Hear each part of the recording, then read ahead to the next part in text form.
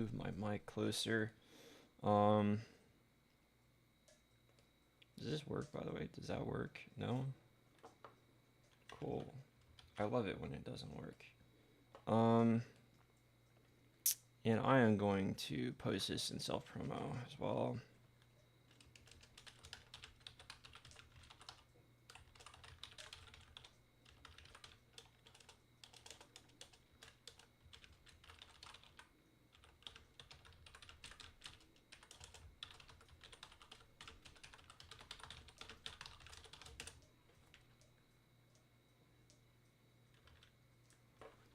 All right, so from here we pop out chat, and I also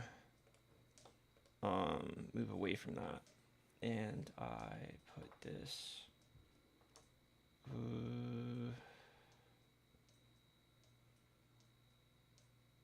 display capture. That should work. Yes.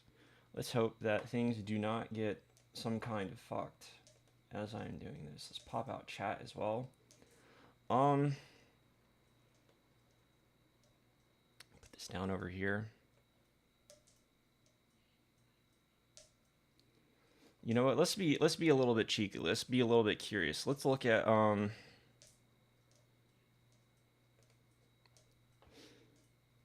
let's actually maybe not.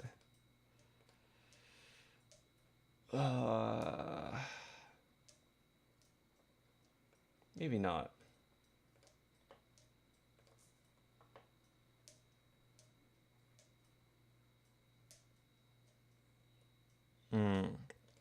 All right. So modality. We don't want to be looking at that. I'm gonna come back over here because this is like my go-to, I suppose. It's my go-to.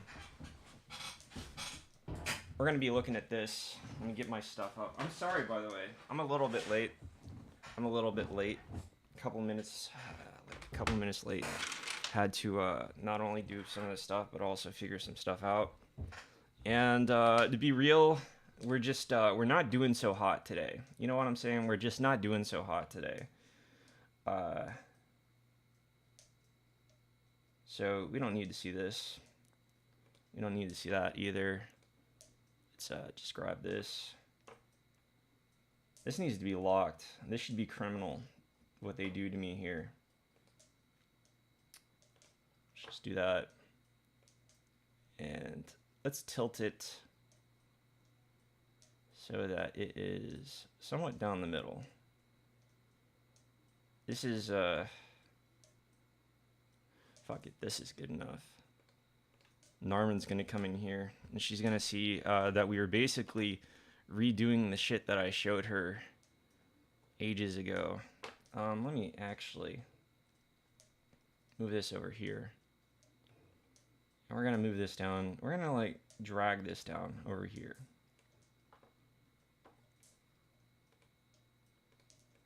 Let me also actually, yo, what the fuck?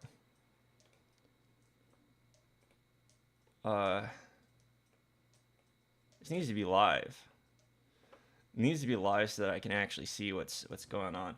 All right, so we actually have like decent quality too, which is nice because we didn't last time, which was really funny. Like the whole stream was like on 0p the whole time. Nobody told me that, by the way. Nobody was like, hey, hey Aster, your stream looks like shit. What's up with that? So what we're going to do is we're going to talk about modality. And in order to talk about modality, what we first need to do is I need to like find a way to do this more easily, but we need to split this a little bit into seasons and whatnot, and I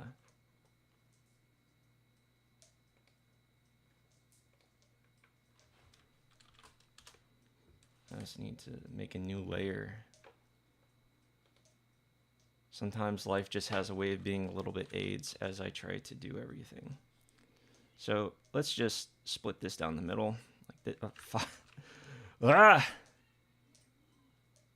Split this down the middle. like so.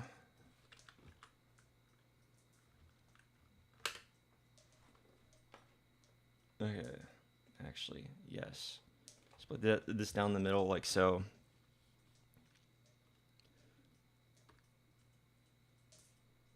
And, fuck. It is split it down the middle like so. And, we're just gonna have to, like, kind of, like, cope with this. Okay, your boy is kind of fucking, depressed right now and not in the best mental state. So I'm having a little bit of trouble doing basic tasks since an hour-long meditation was not enough, and in fact, I think it made me feel worse. Uh, but um, okay, maybe I should have also done it like this. Let's grab it like this. And it doesn't need to be perfect, so I don't know why I'm so fixated on making it look perfect. Because it doesn't need to. It doesn't need to be perfect, right? And we'll look at it from... for fuck's sake, dude. I'm gonna fucking kill myself. Alright, so... let's just do it like that. Alright, so... this is spring, right? And... let's just draw... a little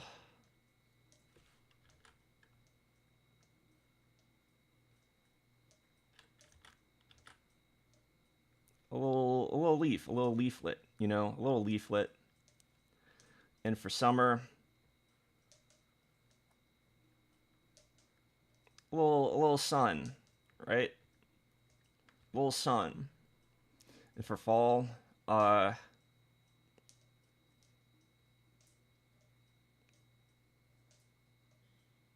fuck. Okay. So normally I have like a green little leaf here. Let's do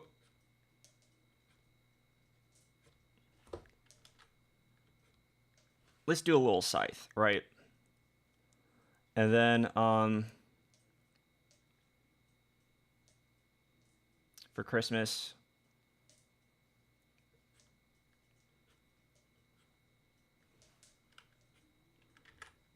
this will be our little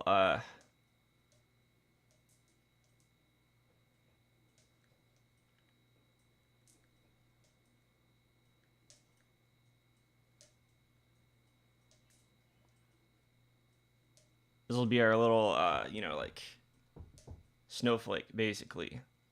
And that's what we'll have. And yeah, these are the seasons, right? So we have cardinal. So every season basically starts off with a cardinal sign, right? And there are no like official ways to sort of designate what a cardinal sign looks like, right? But I just use an X. And the reason why I'm going to use an X is because cardinal signs are known for initiating. They're known for doing shit like this, right? They go dit dit dit, kind of like that, right? They kind of like move around and they branch off, and they are free to like move wherever they want. So they could even go like that if they so desired. But that's just kind of how they are, right? And then after that, after the fixed season occurs, right? Or rather, after the cardinal, we have like a fixed season, which looks. I just have a little line here. Again, no like actual thing for it, but I have the little line because it's just straightforward. It's very plain. That is what a fixed sign essentially is, right? Very straightforward, very plain. And for modality, for the mutable signs, I have, you know, like these little things that go like this, right? So, and the reason why is because mutable signs are known for being like twofold, essentially, right? And so there is a universal system for this, right? And I've gone over this before. I did this in the chart thing, but it goes fire, earth, wind, water, and it never changes. Fire, earth, wind, water. Fire, earth, wind, water. And then it loops back around all the way to fire again, right? And it just keeps on going. It's like that, right? And it's very similar for, this stuff. Seasons always go cardinal, fixed, mutable, cardinal, fixed, mutable, cardinal, fixed, mutable, cardinal, fixed, mutable. It never changes, my guy. Always with the seasons. Cardinal signs start off a season. Fixed signs continue the season, right? It's the fixed point, the point where it's most like that season. And then the mutable signs end off the season. They're the point essentially between the seasons where it starts to like sort of be in between the end of summer, right? Or the end of spring or any other season and the start of the next season. So you start to see like qualities of both in this point. So one other thing I need to, I guess, point out is that like seasons are a little bit different for everyone. Obviously, if you live in Australia, our summer is going to be more like your winter, right? But like the logic's still the same, right? So cardinal, fixed, mutable, cardinal, fixed, mutable, right? And it never changes. Again, I have to drill that into you, but it never changes. So you might be wondering, why is this relevant, Dave? Why is this relevant? Why do I care? Or why do I give a fuck? If everything is always the same when it comes to signs, why does it matter? What like there's always going to be also like the talk of, well, obviously some things change, because we have rulership, etc. And like that's true, but like like these modalities always contain certain qualities. Essentially, it's always persistent. It is a persistent thing, and you're going to find this like no matter what the sign is, it's going to have, like, if it has cardinal stuff, you can like see exactly like how that plays out, and it's always going to have like similarities between these four, right? In the sense that they are doing like action, they are creating action in a way. They describe what is occurring. The mode of operation is how I should say, right? So the way I would describe this is basically, let's say, how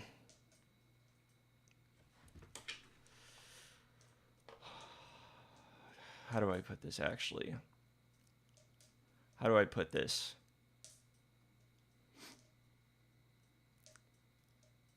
The best way would probably be an example actually, but like I don't want to get to that just yet. So the elements show us like an energy that is present, right? These guys, like fire is like a present energy. There's like consistent themes between fire. Even if you look at like Aries and Leo and Sagittarius, they have like a persistent sort of theme, right? Uh, and the planet levels, sort of, the planets sort of like give us additional information on that, right? So they have like even more qualities. And then there's basically elements. Then there's the planets, and then there is the modality. And these are probably okay. I don't want to make too big of claims because maybe I'm a little bit fucking goofy or whatever right now, and maybe I don't know. Maybe I'm stupid, but also is me. Okay, so nobody is in chat, which is fine. There doesn't need to be anybody in chat. But I do remember one time when I was streaming on other stuff, it was a little bit funny in the sense that you know um, people would be in chat, but uh, wait, hold on, hold on. Actually, we are going to we are actually going to see if there's anything else. Let's see if this actually appears on my stream, because if it doesn't, I might be okay. So yeah, it is showing. All right. Sometimes I make mistakes, basically, is what I'm getting at. All right. So um so yeah, mode of operation, basically. So fire would describe the energy that's there. Earth or wind or water, they are always describing the energy that is present, right? And the planets give us additional, like, sort of insight on the themes that are present, right? But the energy is inherent. It is like a thing that is just sort of there, and sometimes we can also gain additional information based off of that. And then there's also the modality, and the modality shows us like ways that things are doing it, or sort of like the flow. All right, so like there's different ways to be a cunt, let's say, right? You can just be constantly a cunt all the time, right? And that would be more of a fixed sign thing, right? Whereas like some people, they might match your level of cuntiness. They might adapt to your degree of cuntiness. They might show it in response to the things that you've shown them, and that would be more of a cardinal thing. But then there's people who just randomly flip out and they decide to be a cunt like suddenly, and it seems to come out of nowhere. That would be more of a mutable thing, right? So when it comes to these qualities, it's kind of like that, right? Fixed signs are persistent. Cardinal signs are adaptive, and mutable signs are, well, they're somewhere in between, right? They have like they kind of like hold two things. The fixed sign or the mutable signs are unique in that they are two, right? They are twofold. So they are also very adaptive, but it's adaptive in a different way in the sense that like they possess two of something, and they are capable of changing within those things and switching between them. This is how you get things like uh bipolarity, right? If somebody is a little bit bipolar, they might have mutable signs because they are swapping between it. This is actually like a thing that people I've talked to with Sagittarius placements, they've like told me, "Oh yeah, I'm like going to therapy for my anger problems or whatever." Anger is a sort of thing that I would associate with fire. Not necessarily that no one can be angry except for people with fire placements, because remember, the sun it inherently has like fire to it, right? But the thing is like anger, like coming suddenly, would be like a sign of like a mutable placement, such as Sagittarius. And Sagittarius is kind of like known for this, I feel, where it's kind of like they flip, like a switch just sort of flips on, right? And they kind of go like that. And then, let me think. What else? Oh yeah, let's use an example. Let's use an example. Uh,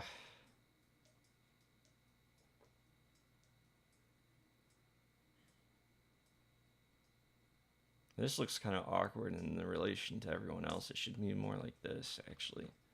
Hold on, let me fix that real quick.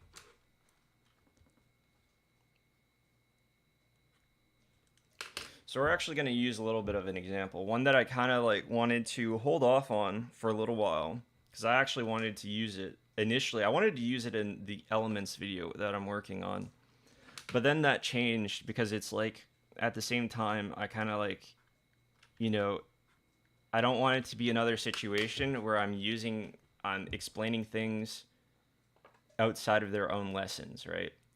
And trying to make sense of things without you really knowing what's going on. But we can sort of do some of these things. I can do this in a live lesson. It doesn't really matter as much, right? And So what we're going to do, I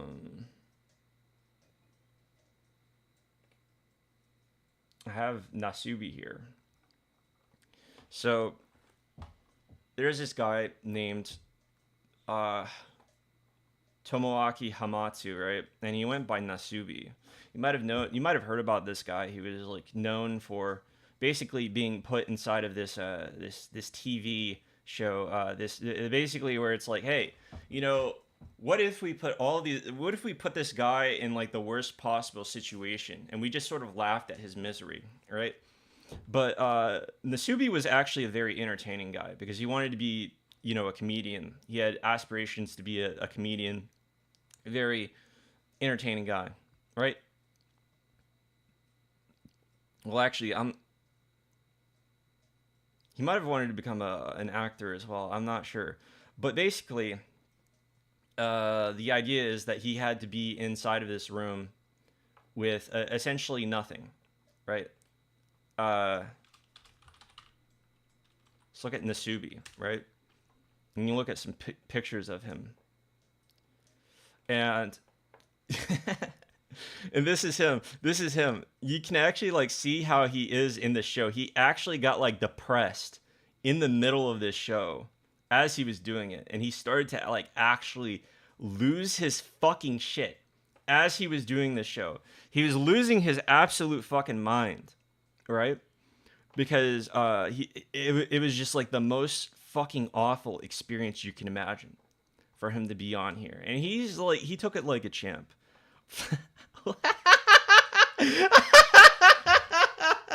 Look at him. He looks like he's being fucking exercised. This is like a fucking photo you would show. You would like have like him next to like two other pictures. Who's getting the best head? Oh my god, fucking Nasubi. Oh my god, this dude is so unhinged. He's so great. I love Nasubi. His situation, it's like one of those things because like are you, by enjoying the stuff that he did, are you like supporting the awful human conditions he was put in, or are you supporting Nasubi? And I have to side with Nasubi because I'm not paying a cent, to be honest. You know, there's no way for me to like actually give money via like anything to this show.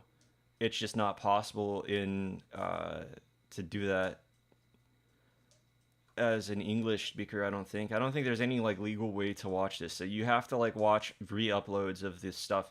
But this was being live streamed, by the way, and he had to do this whole thing naked. He did the whole thing naked because they made him do it naked. So uh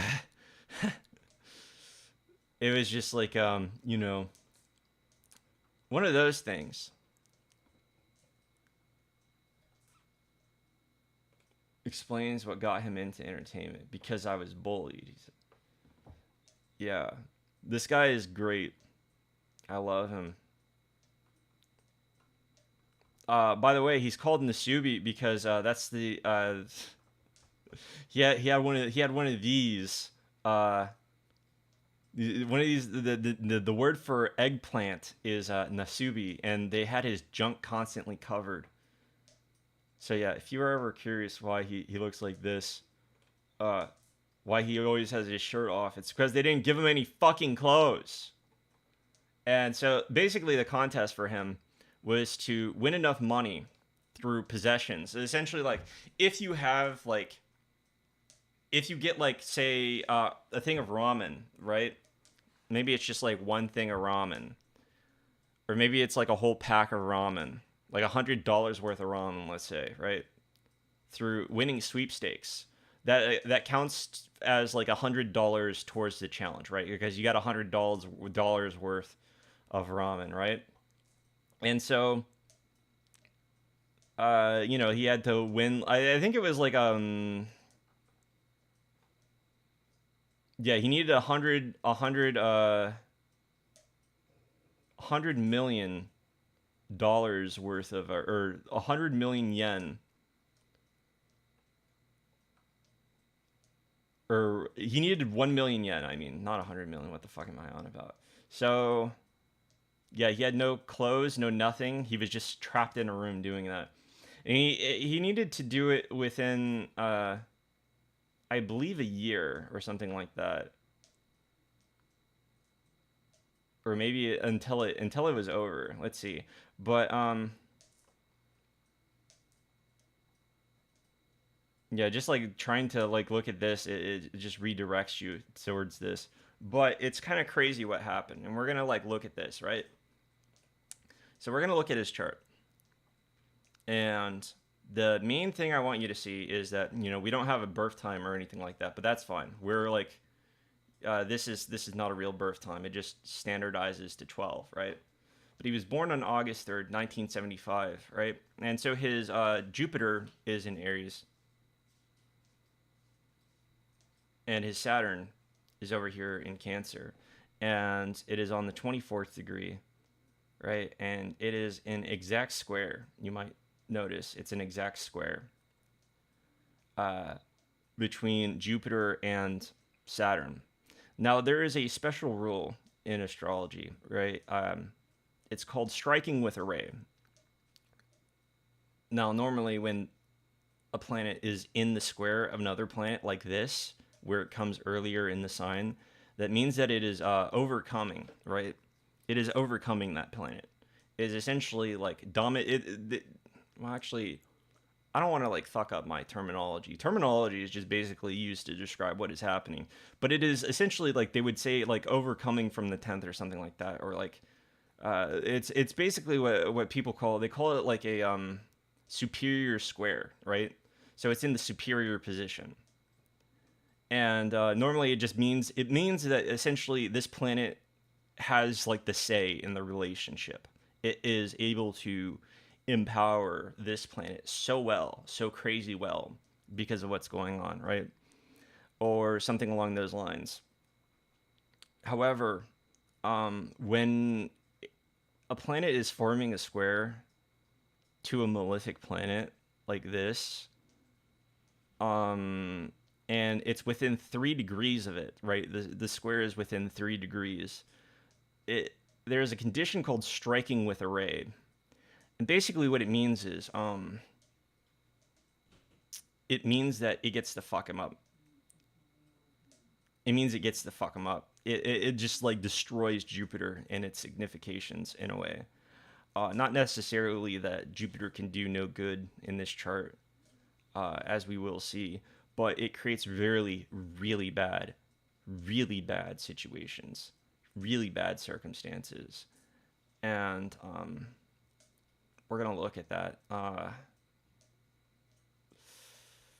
We're also going to look at other things in regards to this chart, because I do find that this chart is really interesting. Well, I guess we'll also talk a little bit about what the sun, what things mean in this chart, because I do find this chart to be really fascinating in a way, right? So Jupiter's being struck with a square. So when this was happening, when this was going on, this was 1998. Here's when this started. It started sometime in January, okay? I don't have like an exact time for when it started in January. You'll have to forgive me. I would assume that it started at the beginning of the month, but it's just on the 23rd for other reasons. But here's where everything is, right? You can see that Saturn right here is like approaching Jupiter by the time that this happens. And so essentially, let's like see actually. Let's see. Actually, no, this is fine. So this went on for a while. This whole thing. Now, the thing that I want to make clear is I want to explain for a moment what Saturn in Cancer is like. When Saturn is in Cancer, or really when any planet is in Cancer, that means it takes on the qualities of the moon. Now, the thing about the moon is that the moon is constantly changing. It's constantly shifting. It is very unclear what is going on with the moon. And in this chart, the moon does not give support to Saturn. It doesn't. So Saturn has no support. So essentially, whatever is going on here is something that is a little bit mysterious. It's kind of like unknown. And it also means that like restrictions will revolve around the body as well. And we'll kind of see how that plays out. But it's kind of... the key words here are mysterious, shifting, unknown, uh, illusory, and things also revolving around the body itself. So that's important. So the thing is that Nasubi won his contest very early on. Well, not very early on. He won it within a year, right? And the entire time he was doing this, he had no idea how much money he was winning. None at all. And they kept like moving him from location to location. So he actually got kind of used to the whole situation where they would take him to an apartment and then he would have to take his clothes off after he got to the apartment, right? And it's so fucked. It's so fucked. You have no idea. It's just so fucked, dude. The way that they did this to him without like filling him in on anything, it was so bad. Because by the time that he won, it just seemed like another situation where they were just moving him to another apartment. Right? And so when they were moving him to his apartment, when they were moving him to his apartment, it was just kind of like, like what's going on, right? What's going on, big guy? Uh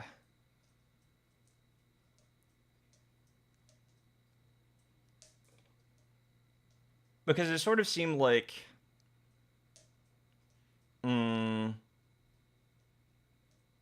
wait, how do I phrase this? They should have made it very clear what was going on at the start, right? They should have like been very clear with him like how much money he had, etc. But they didn't do that. So by the time he gets to the end, because he's like so used to taking all of his clothes off once he gets to a new place, and because they put him in a new room, they put him in a room that was like a replica of like the sort of rooms he had already been in. And since he was like used to being like transported around in a blindfold, by the way, what they did is they put him up on stage in this thing, and then they collapsed the room, this fake room. But like the thing is like he had taken his clothes off because he was so used to it. He was just so in the dark. And so like there's like the actual thing where he takes his clothes off and he's just revealed. He's revealed that way. Wait, hold on, by the way. Let me see.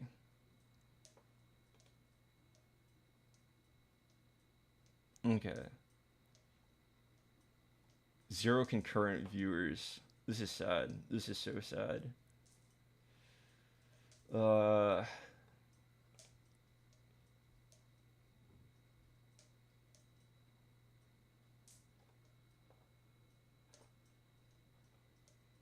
mm, but it's all good.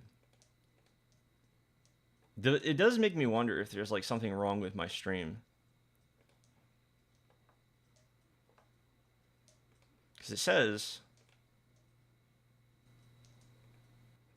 okay, so it does actually work. You can like look at it.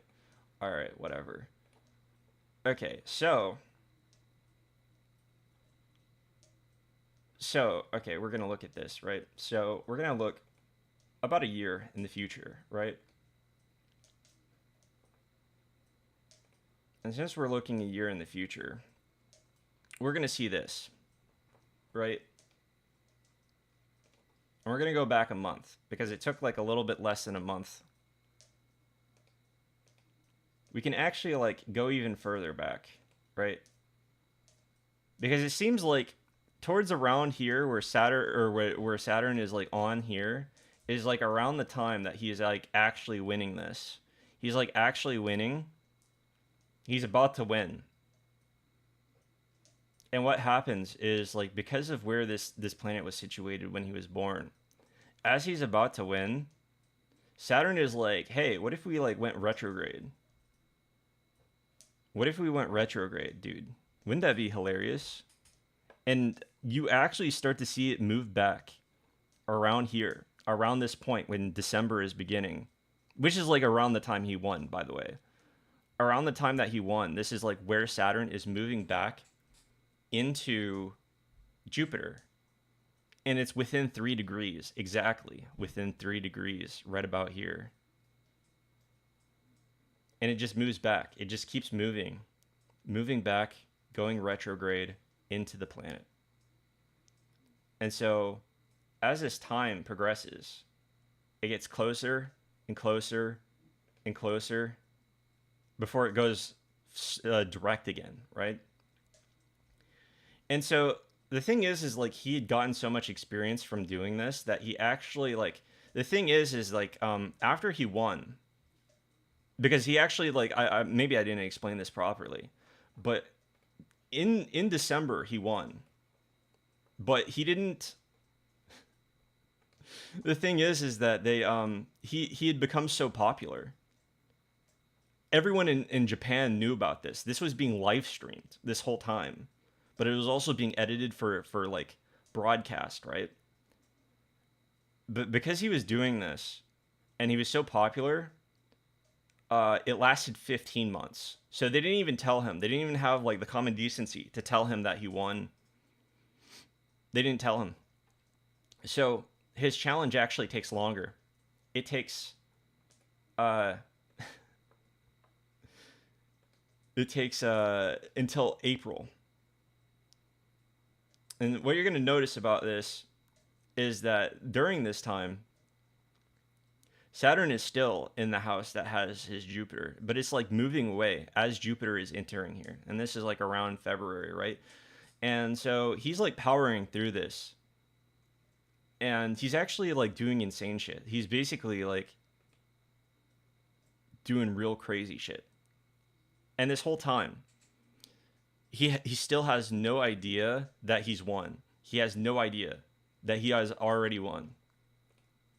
And you can see this as like we approach April, as we are in April. I don't know exactly when in April he won, but you can see that like Jupiter is starting to speed up because like by the end of April, it is basically conjunct to itself. So he's undergoing his Jupiter return, right? He's undergoing his Jupiter return at this point. And so the key thing that I want to like make clear about this is that what had happened is that when he won, they put a blindfold on him and took him to Korea and had him do a second challenge. And it was just like it wasn't really told, it was nothing was really explained to him. So he just like thought it was part of the show basically. And the problem with this is that this dude's like mental and physical health were severely like declining during this. Like there is actually a point where they get like a doctor on the show to like look at him. And there's like actually a period where he just stops like doing like the happy little things that he does. And there's also like a period where he just starts playing video games. But yeah, it's just like, you know, he had to win his own food, by the way. Maybe I didn't explain that. He had to win his own food. So he had to win food to eat through sweepstakes. So there's like a situation where he's like actually like praying to get like rice because he can survive off of rice and meat, but he was eating so much food. Look at him. Look at him like you can see his ribs in this. He was like healthy. He was very healthy before he began to like do this challenge. He was very healthy. And you can see this in his body, right? But like you see him, he looks so healthy here. He looks so healthy. By the end of the challenge, this is him. This right here is him. This is like what his body looks like a few months in. But there are like multiple times like since he's naked, you can see like his body, right? And like it's so fucked to see like his muscle eroding, to see like his ribs and stuff. It's so bad. Um there are a few other things to note about this chart. One of which is look at Venus over here. Venus over here is interesting. Venus over here is really interesting in this chart because it's in Virgo. This is basically like core. This is basically Virgo Venus core right here. This sort of challenge where he sort of like, in order to like get by and have like a normal fucking like existence during this, he has to like sort of fill out sheets and sort of like optimize his sweepstakes stuff so that he can like eat food. That's so like, this is like such an extreme case of what you would expect out of this, out of Virgo Venus. It's such an extreme case. Another thing about this chart is, well, another thing about this sort of thing is like also Mars is in, it is not doing so hot, and neither is Saturn. By the way, I probably should have clarified that Saturn, Venus, and Mars are like in terrible condition just by sign alone. There's nothing else we can really look at here to, or in order to like get stuff out of this. Like there's like reception from this stuff, like there's some things that are like where it's like, oh yeah, just based off of some real basic stuff, we can tell that it does okay and whatnot, right? But like if you look at this, if you look at what's going on, it's kind of like rough. It's very rough in this chart. So another thing,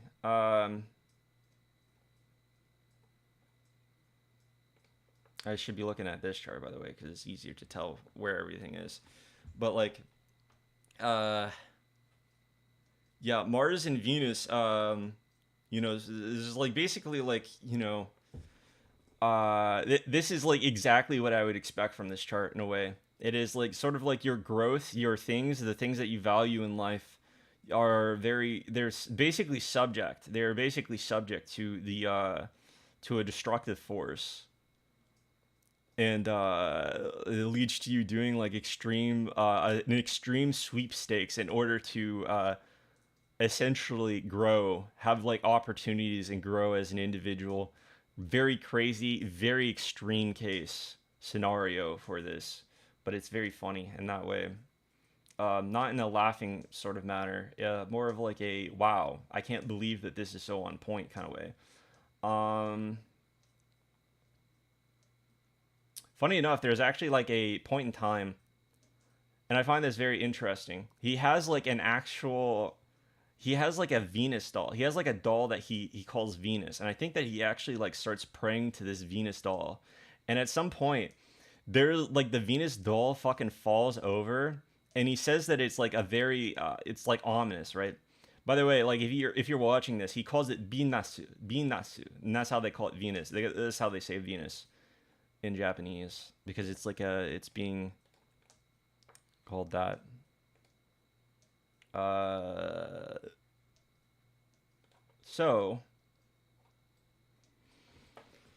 uh, what else did I want to point out about this chart?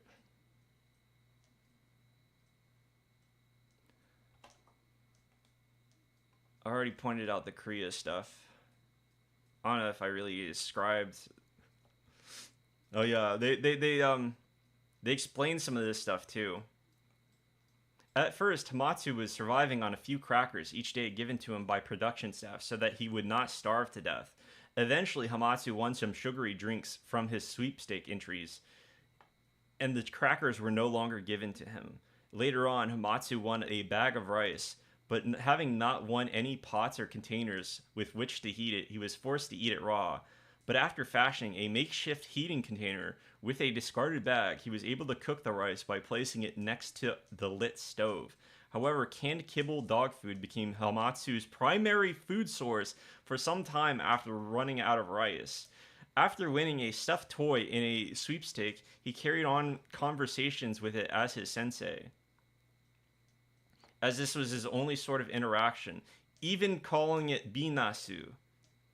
Wow. I actually I actually didn't realize that some of this was in here. Uh I swear I'm not like analyzing the Wikipedia. I did read some of it for like the data, but I've watched this multiple times, and I found it very funny that he called like the doll like fucking Venus, because like a yeah. I find it funny that they call it like his sensei. I don't know. Maybe they're right. Maybe I'm wrong here. But I do find it funny that he called it Venus, because he basically saw it as a good luck charm, and I saw him as more of like talking to it and praying to it for uh in the thing, which is really, it's kind of like it's funny in that way. Um, Simply because within the context of this chart, let's look at like some possibilities for everything, right? Let's say the ascendant is here. If the ascendant is in Aries, that means that this is here. There's no possible chart in which at least one of his planets isn't in a cadent sign. Because if you look at it, all the planets, all the traditional planets are they're rather even, right? So let's say, for instance, that the ascendant is Aries, and I'll give you an example. So that makes it so that Jupiter is in the first house, Mars is in the second, Moon is in the third, Saturn is in the fourth, Sun and Mercury are in the fifth, and Venus is in the sixth. That would mean that there are two, bare minimum, two planets in a cadent house, and with me like interpreting it this way, right? Obviously, this isn't necessarily realistic. It could go different ways depending on what's going on. We don't actually know what the time is, but because everything is so spread apart that way, there's no possible like chart to exist in the whole sign system in which one of his planets isn't in a cadent house. So it's highly likely he either has like planets in the 12th house, which I see is very possible because he was isolated during this whole time. It's very likely that Jupiter is either in the 12th house or some other sort of deal, like it ruling the 12th house or something else. Like, for instance, um, well, actually, could rule over the 6th house as well, or something along those lines. I don't know. I'm not really thinking too well about it at the moment. I'm not really thinking. I do a lot better when I'm not speaking verbally and have time to think about what I'm saying. Uh, did I accidentally close the chat? I think I accidentally closed the chat. Let's look at the chat. Let's pop the chat out.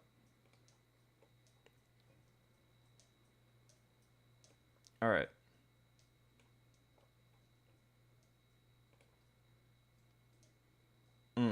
So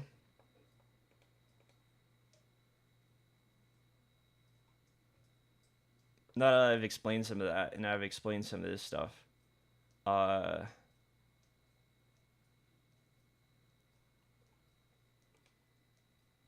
we can like I'm sure you can see like how this all played out. Yeah, basically nothing was made very clear. By the way, there's like suspicions from people who have looked into this that production specifically like did not give him things that he needed at times, or like they specifically withheld things and they specifically gave him things to sort of manufacture intrigue. And the reason why I say that is because there are like multiple.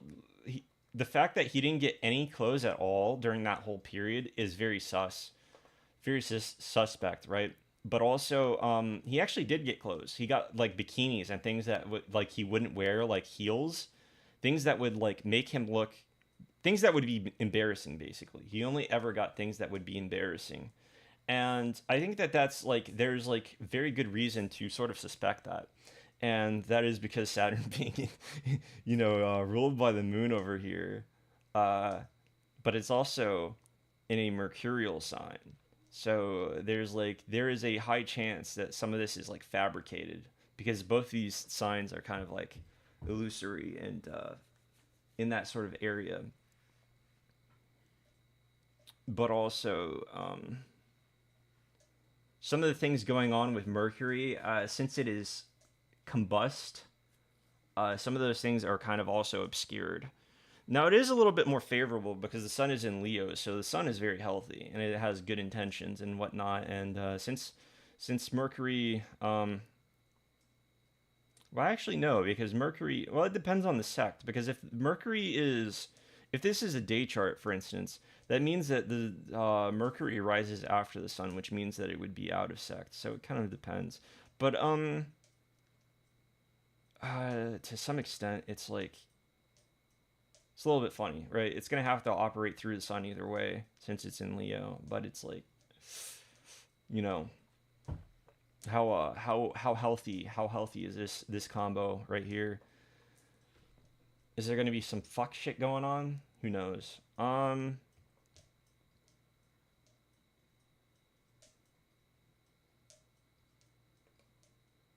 Oh,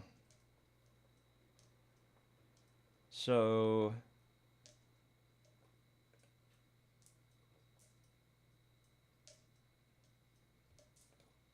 and here we are back to this. Actually, maybe not. Hold on. Let me pull up other examples of modality.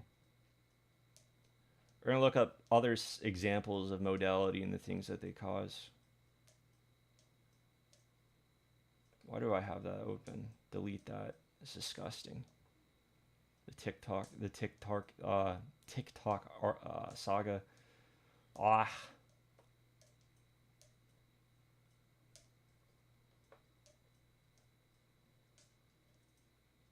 Um.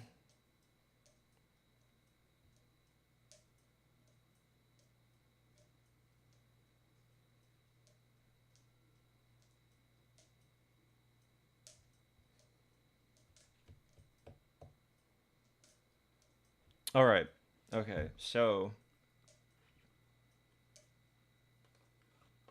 we're gonna go to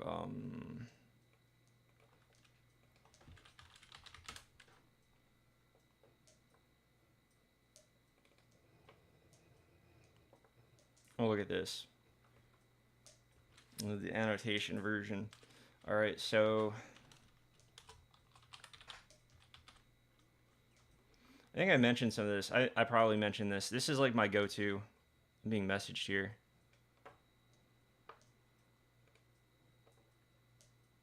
Oh.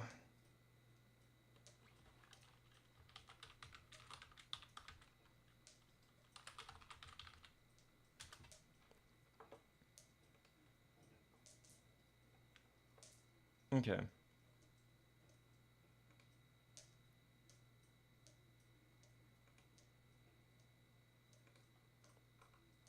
Oh yeah. Okay. So. Uh.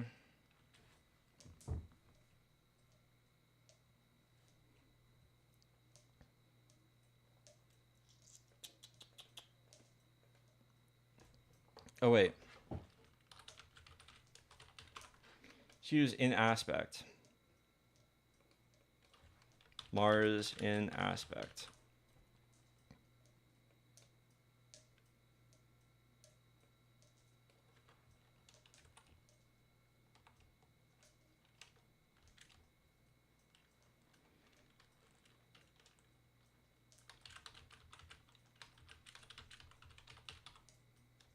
Hmm.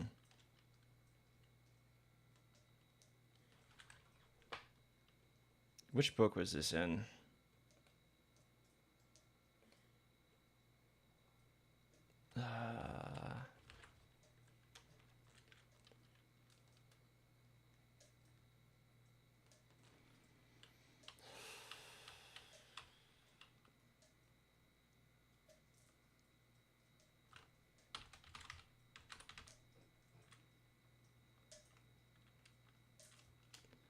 Oh wait, this version of the fucking book sucks. I forgot. Hold on. We're gonna have to do this. Oh wait. Oh wait, yeah. This Mars in aspect. I don't like the symbol shit. But whatever. This is like the most easy way for me to find this. Uh,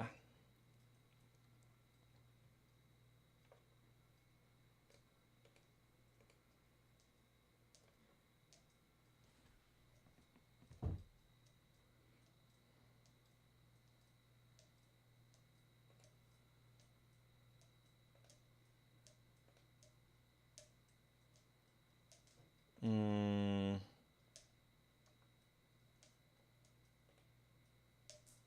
I'm gonna have to. Okay, do this. Saturn is the holder of. Yeah, okay.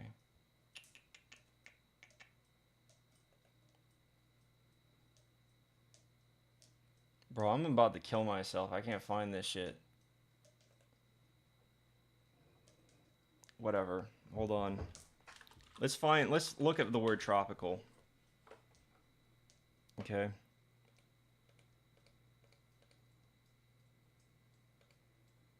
Are you for fucking real?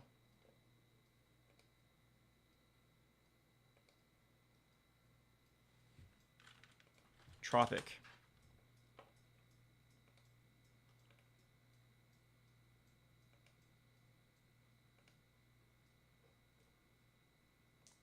Been tropic signs in the arena. The stars. Okay.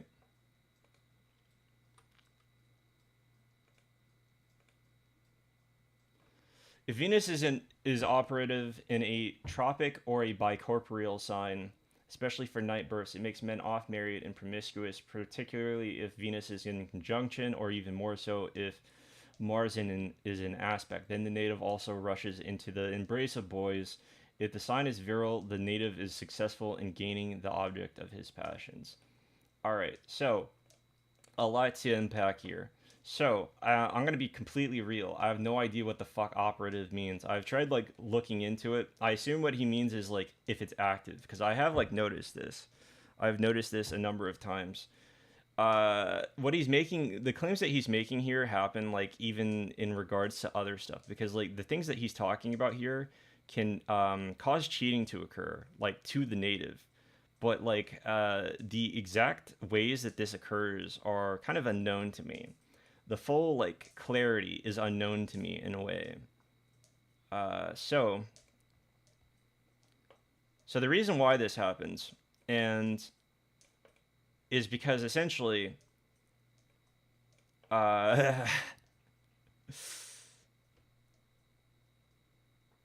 is because Venus is in conjunction with Mercury, and Mercury is very flexible, right? But also Mars is in aspect, and what it means by it being an aspect is it means any aspect. It doesn't matter what kind of aspect.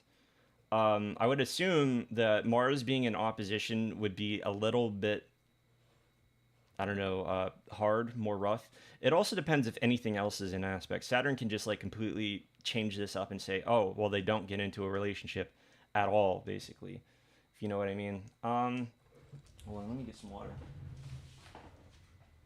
We're getting some water. We are getting some water. Okay, so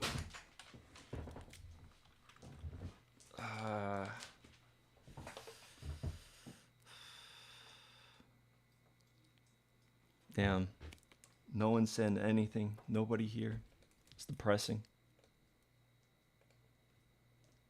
Oh well.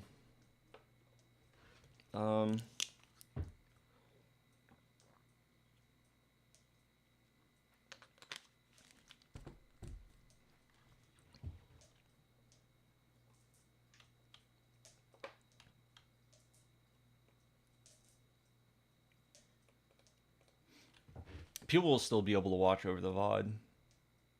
I'm kind of like a little bit too talkative, so I'm like kind of like verbalizing my thoughts, which is not great. Um,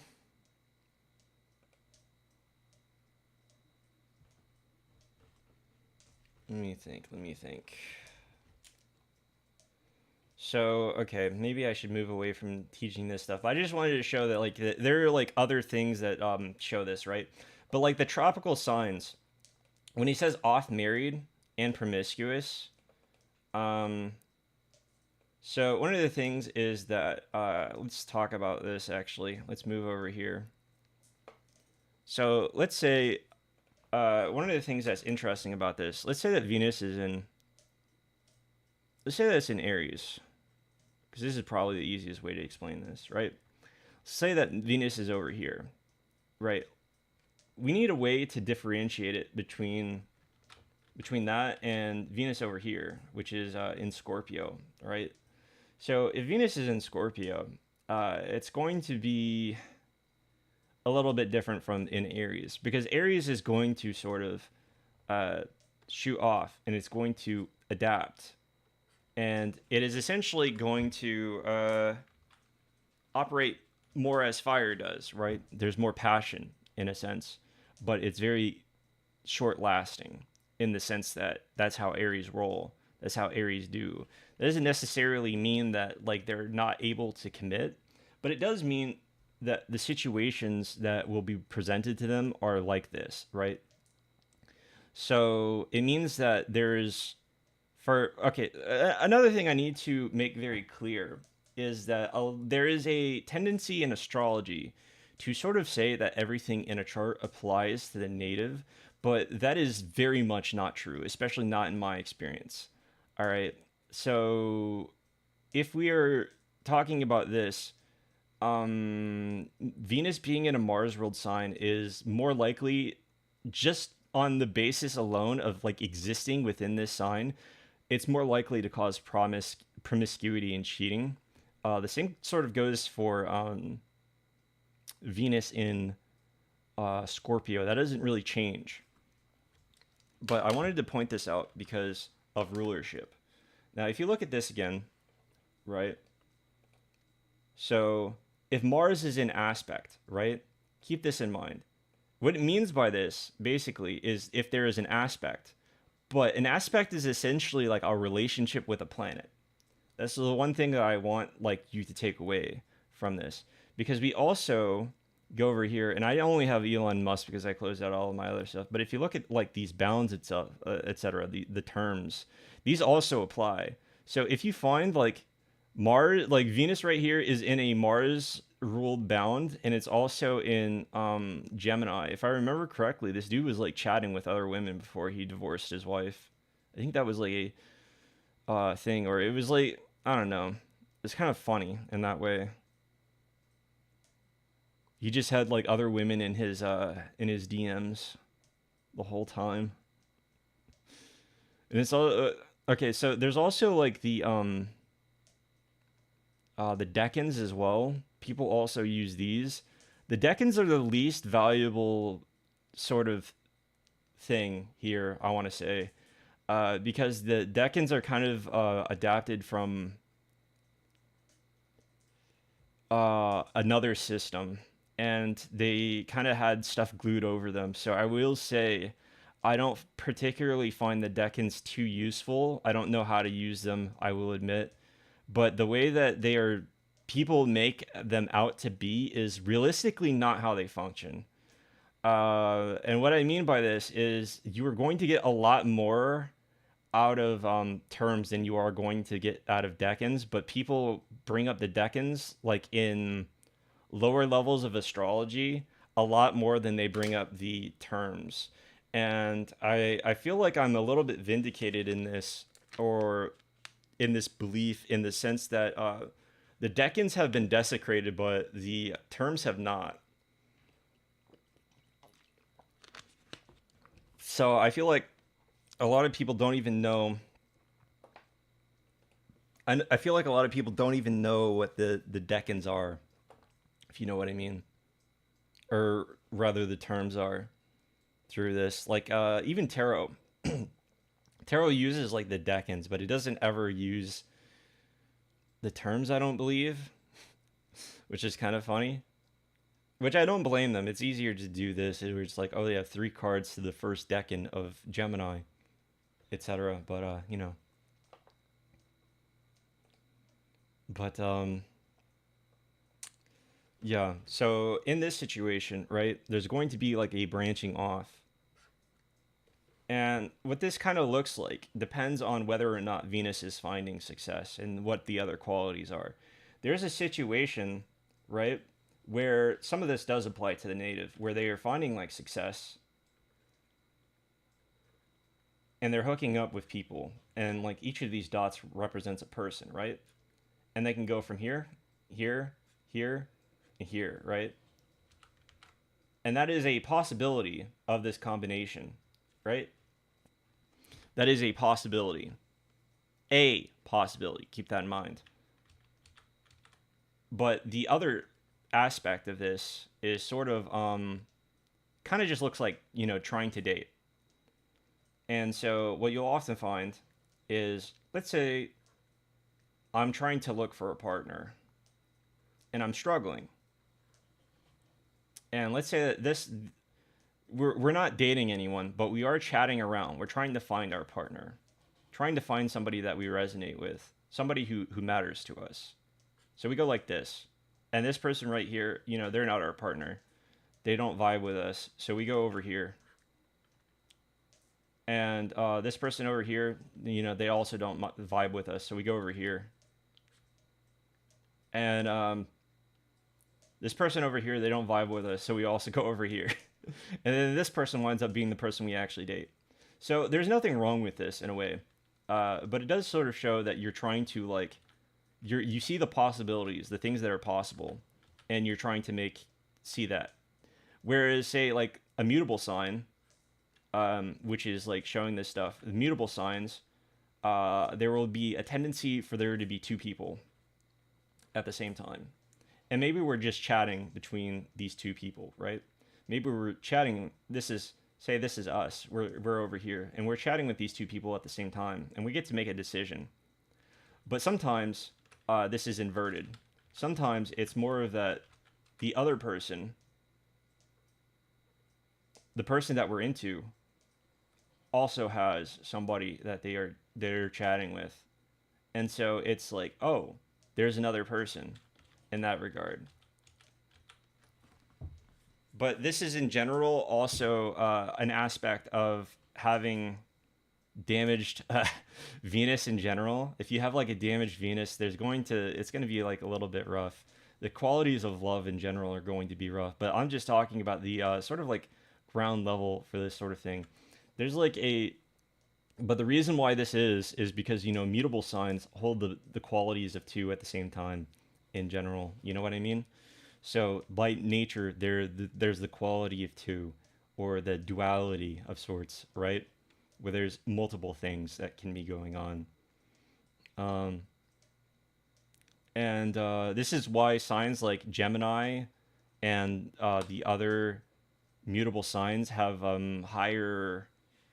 They have like an association with cheating, but I would like to say that isn't necessarily just them. You can have like cheating on a number of different signs.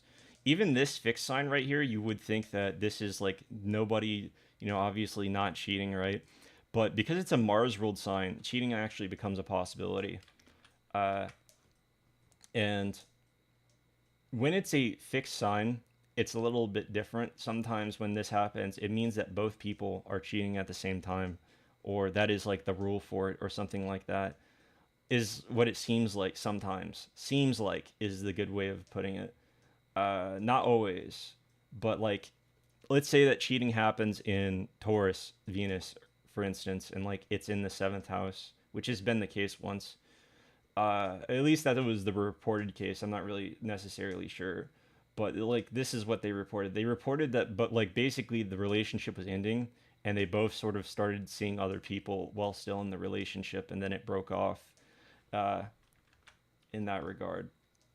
And so it was sort of like a simultaneous thing. So even even then, it's kind of a little bit funny in that regard. But like in regards to Scorpio Venus, I have a rather extreme example where Scorpio Venus is in the twelfth house, like it's all the way over here, essentially. Let me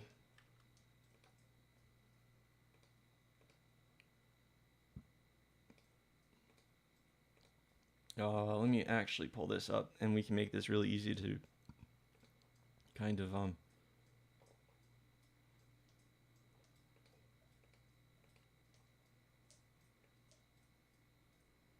so oh fuck. Uh, uh, uh. Why won't it let me? Whatever.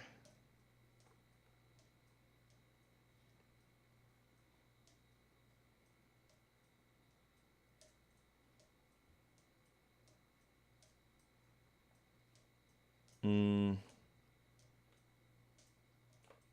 my brain's not really functioning as great as I would like it to. So we're gonna move this a little bit more. We're gonna move this all the way down over here, right? And it looks sort of like this. And so we had Venus over here. And we also have Mercury over here. But Mercury is not conjunct. It is co-present, and there's a difference. And Mercury was over here, or Mars was over here. And Mars had a sextile to Venus. And since Venus is like already in a damaged state because it's in the 12th and it's forming a sextile over here. And also because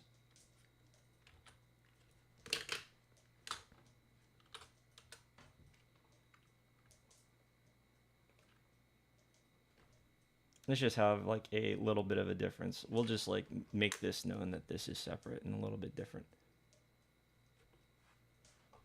Yo, what the fuck, actually? I'm gonna have to erase that after this. Whatever. But yeah, let's like make it clear that this is like right here. This is the midheaven. So Mars is on the midheaven. And this person right here was essentially known in their friend groups for cheating. They were known exclusively.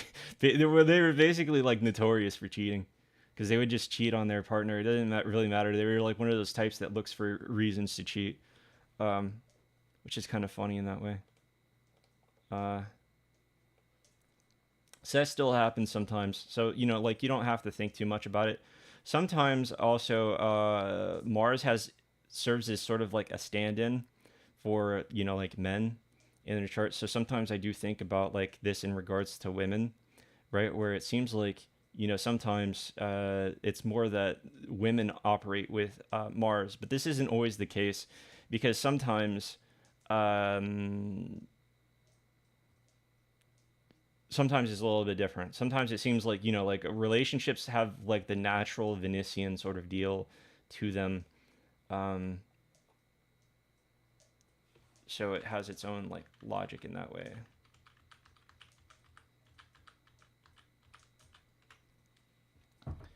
Another example of cardinality in regards to relationships, there was that guy who had like a grillion fucking marriages.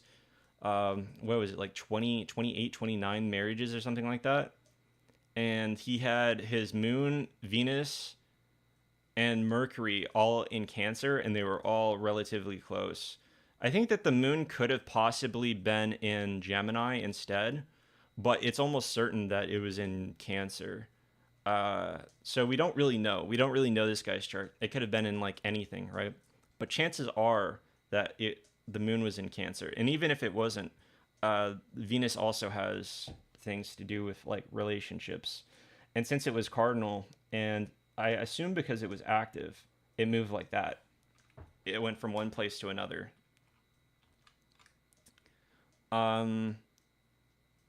Mutable signs in this regard.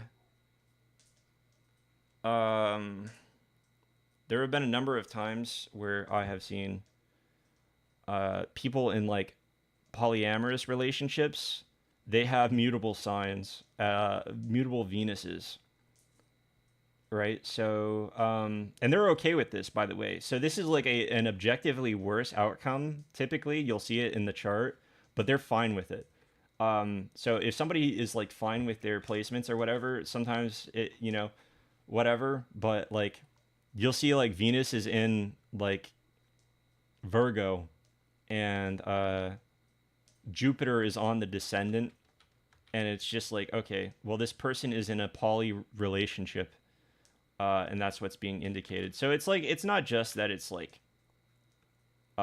just one thing. Usually it's like a bunch of other things to take into account too.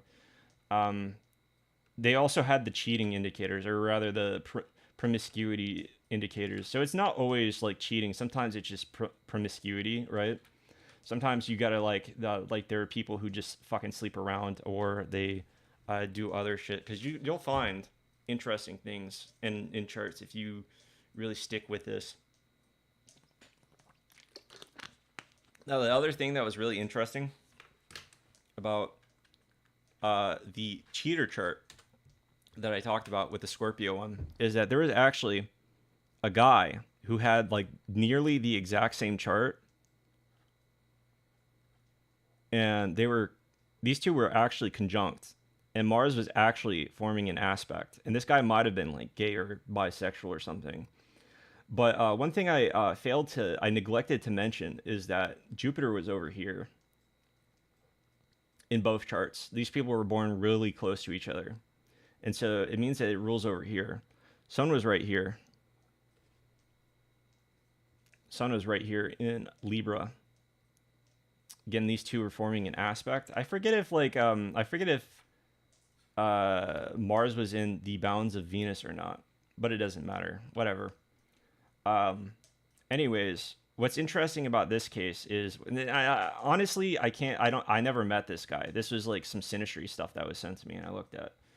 But I told her to like look at this, to look at it, and like one of the indicators that something was a little bit different is that there is like the little symbol for Chiron, and I forget exactly how to draw the symbol for Chiron. I think it's like a circle with a K, actually. Yeah. And there was also, I forget if Pluto is like close to this or whatever the fuck. But this is like one of those cases where you look at this and it's like, okay, well, something is a little bit different here, you know. But also,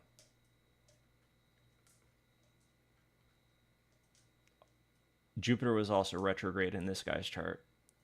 So it sort of conveyed to me that there were possibilities for this guy to like get into relationships, and he could, but he wouldn't.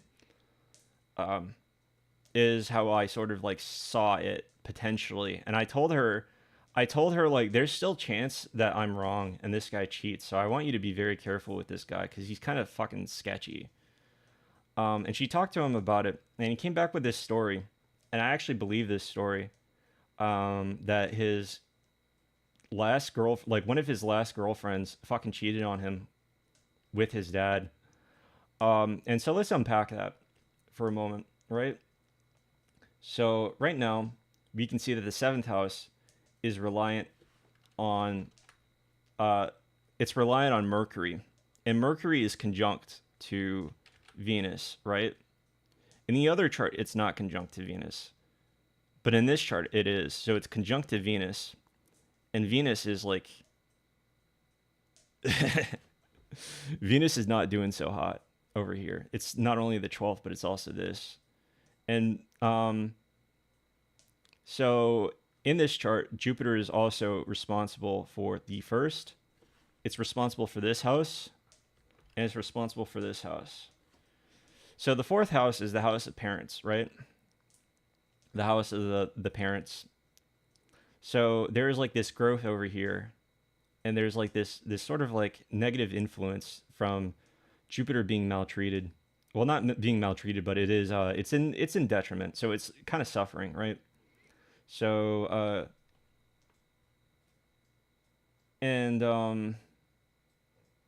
yeah. So another thing,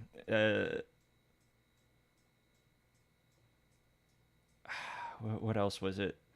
So since these are indicators for cheating occurring, basically, these right here, and since there's like this whole thing, I don't necessarily say that I believe him necessarily that he hasn't cheated himself, but I do believe that this is like interesting in the sense that it played out rather literally. I didn't tell him anything about his chart, and I actually didn't see this whole thing going on. But since there's like, since Mercury is over here, since it's damaged, since it's got like all this stuff in it, and since it's involved with cheating indicators, the this sort of occurs where his partner sleeps with his dad. The sun is also kind of like it's in Libra, so it's not good for the father figure in that way. Um, but it's also it doesn't have support from Venus over here, and it also, yeah, the ruler of Venus, or Venus is ruling over the sun, so I don't fully understand how this works in a way. It's just interesting that the ruler is associated here in this way. But I think that the Jupiter being the ruler of the fourth is specifically what happens over here. Where the fourth house, the partnership, the ruler of like parents and partnership, comes over here and it's retrograde and it's suffering and it doesn't have sight on the on Mercury. It's an aversion to it. So basically, I keep like going back and forth in like circular logic, but basically shit's fucked. Okay? And maybe I shouldn't be streaming because I'm like, I don't know, I feel like I'm just talking to myself and I feel like, I'm in a bad mental state as it is. It's like, it's just not great. But yeah, so cheating can still happen while there's stuff over here, and it's worth noting because there's already like stuff, I guess. Actually, I forget if Mercury was even doing some of this stuff in his chart. I don't know. I'd have to look at it again. But the differences that you can see in charts is kind of astounding in a way. Let me think. What else?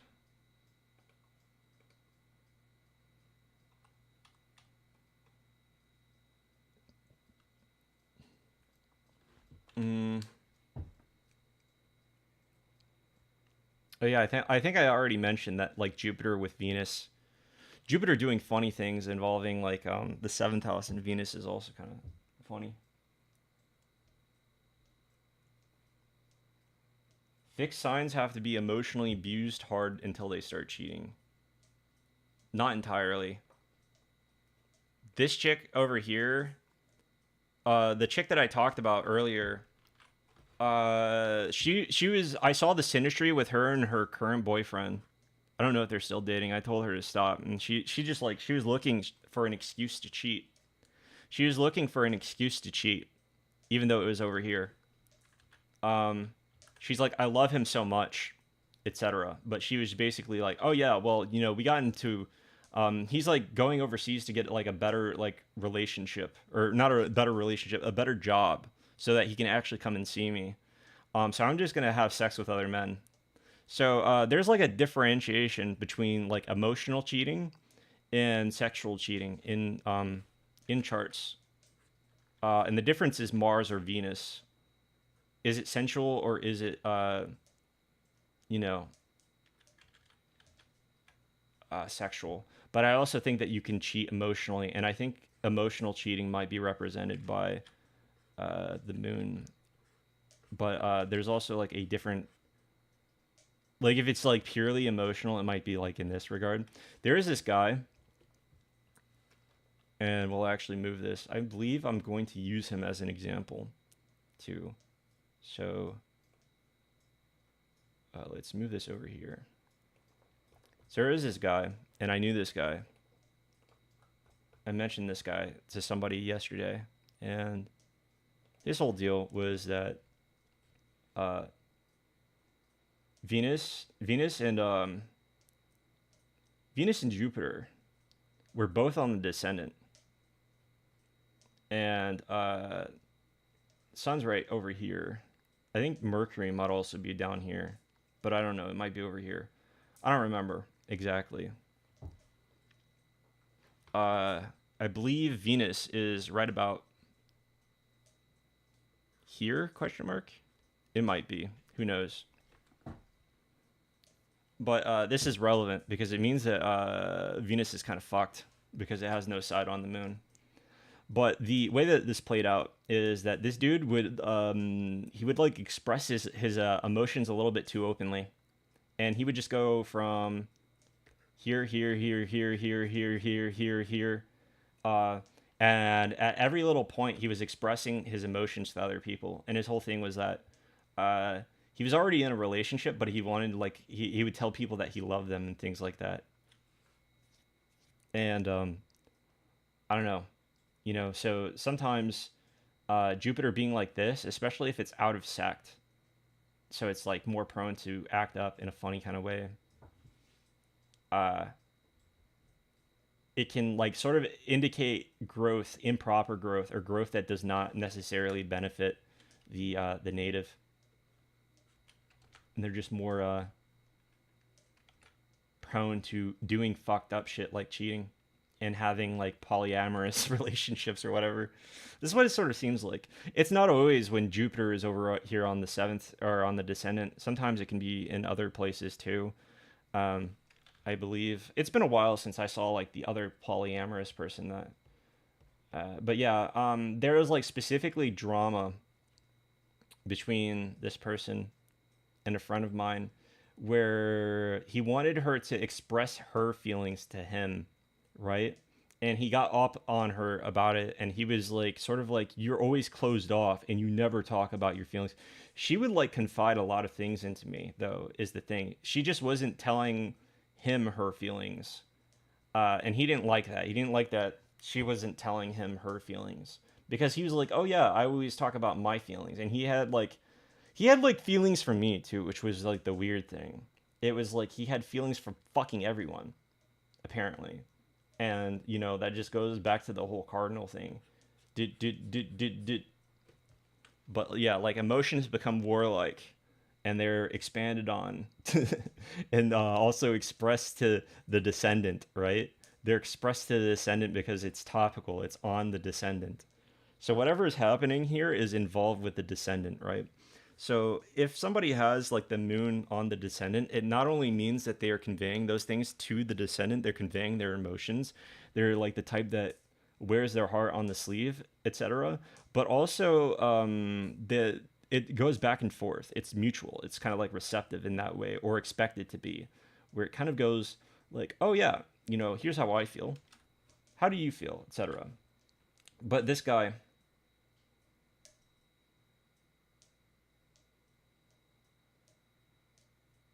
feelings for everyone, sounds like me. I have an Aries moon and Pisces Mars and Taurus Saturn, so my chart doesn't look that much different. I assure you, your chart is not going to be anywhere remotely similar to this. Okay, this guy basically was weaponizing his emotions. He was weaponizing it for relationships, basically.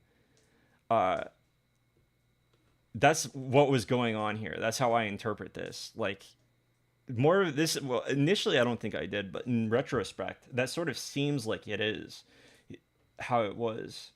Where was your what was your ascendant? I forget, because I don't think that you had Jupiter.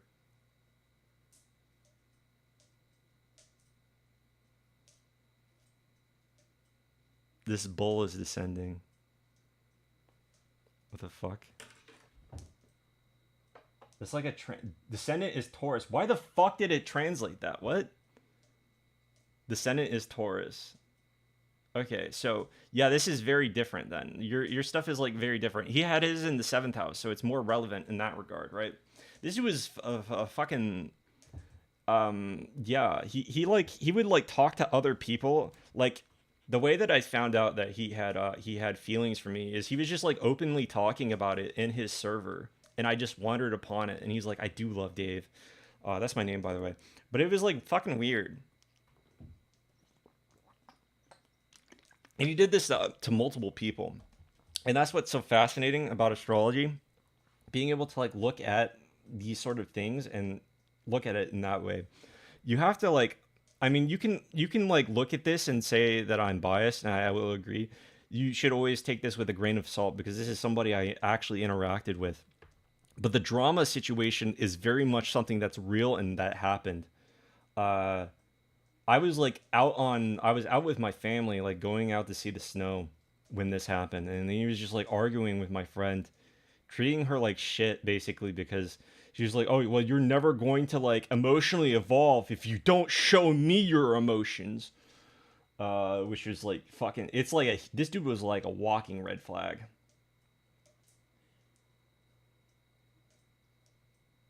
And I don't necessarily believe that he had like emotions for everyone. Also, another thing is that like having the moon in Aries means that you are very prone to anxious feelings because that's just how the moon in Aries is. Um, Kind of dangerous in that way.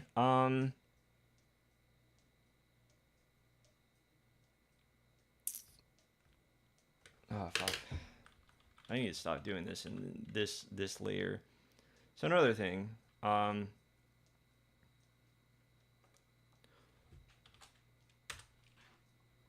let's look at this. Oh, actually, I think I already covered. I already covered what it's like to have mutable stuff, like mutable examples. Like when events happen in terms of mutability, it is in regards to two things, right? This sometimes happens in regards to life events too, and sometimes I mean like basically life events can be explained in a chart. So I will make this very brief, actually. So my moon I have my moon and my moon. I'll do it here because I don't want to like. I'm trying to talk less about my chart. There's like my moon is in a fixed sign, as is Mars, right? They're both in fixed signs, and they are in opposition to one another. And they are in funny houses that indicate travel. And not only there's a relationship between Mars and the Mars rules over the lot of Mother in my chart. That's also another thing that's worth mentioning. But you know, the moon also has indicators of the mom, right? And the moon also indicates travel, but also there is another thing going on where they are in houses related to travel. And my mom got into a fucking car accident when I was younger, and this has been like a persistent thing, a persistent problem for her. So, uh, typically these signs indicate things like fixed signs indicate something that happens once, right? So if the moon is like say in Taurus, they'll say, "Oh, well, this person will only marry once," but this isn't the full story. Because you can actually have multiple marriages if you have a fixed sign, and you can have multiple things if you have fixed signs. But generally speaking, things over here will be more consistent. They will be more like consistent and just like indicating one or stable or something along those lines, right?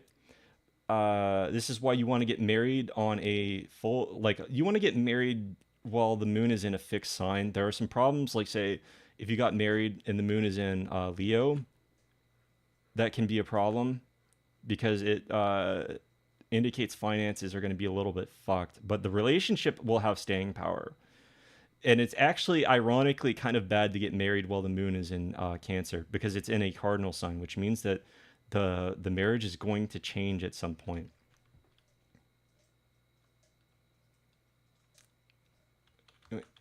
It depends on the other partner too. Okay, listen, buddy. I'm trying to talk about like in general like mechanics for astrology. We're not just talking about like this stuff. We're talking about like the I don't care what Jewish astrologers say. I'm talking about like other stuff. Like okay, so like let's say I'm talking about like planning a marriage right now, etc. But like you get married while the moon is like in here, like right here, etc. Or you get or over here. There are problems doing it while the moon is in Aquarius, so it's not like a universal rule, right? But like in general, like fixed signs indicate that the relationship will stay in a sense. But like Mutable signs indicate change. Cardinal signs indicate change as well. Uh, you know, there are like other things too, but like generally speaking, like if I remember correctly, Dorotheus goes through all the signs and what like what they are like for marriage. I think there are other astrologers that also do this. So it's not like a one and done, but like fixed signs, mutable signs and cardinal signs, they have like qualities that you can sort of like pick up on. You know what I mean? They just have qualities to them in terms of events. But other things are like like what if a house is more active? If a house is more active, or like a sign, I guess I should say, if a sign is more active in a chart because like the ruler is very active, then that means like it can transcend what is here. So it can show that things happen multiple times, you know, and like having Jupiter shows more things. So it's not like a universal rule. Things like interact with one another and they sort of transcend. Like if Jupiter is here, it doesn't matter if Jupiter is in Taurus, right? That means that there's going to be like multiple partners. Um, or there's going to be like possibilities or something along those lines. It basically like opens up the window, It opens up the door for possibilities. So things can happen depending on where everything else is in the chart. It's not, you shouldn't like view it as like one thing or another, but it is possible. It is most certainly possible for things to transcend what is initially indicated. It's more like you look at these things and here's the general rule, here's the initial rule, and nothing else is happening. And here's what could possibly go wrong. So yeah, that's the uniqueness there. Uh, hmm.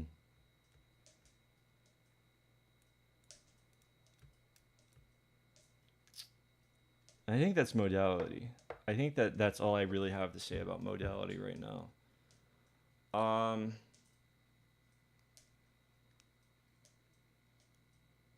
I think we're gonna end the stream. I think we're gonna end the stream. My voice is like my throat is kind of rough, so I'm gonna end the stream. Anyways, thanks for watching.